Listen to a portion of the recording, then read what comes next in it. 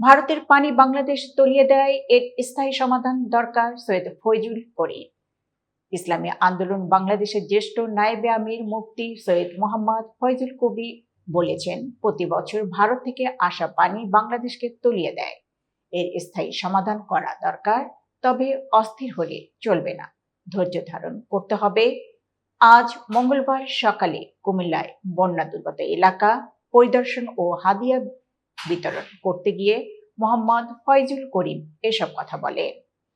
ইসলামী আন্দোলনের নেতাকর্মীরা আজ কুমিল্লা, ফেনী ও নোয়াখালীর বন্যা দুর্গত এলাকা পরিদর্শন করে।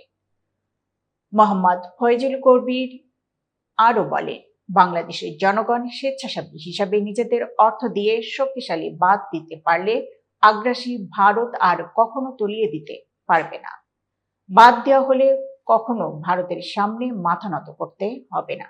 এ সময় আরো উপস্থিত ছিলেন ইসলামী আন্দোলন বাংলাদেশের কেন্দ্রীয় নেতা মাওলানা মোহাম্মদ নেসার উদ্দিন, মাওলানা খলিলুর রহমান, জান্নাতুল ইসলাম, আল মোহাম্মদ ইকবাল প্রমুখ। এতক্ষণ বার্তা বৈঠকের সঙ্গে থাকার জন্য ধন্যবাদ।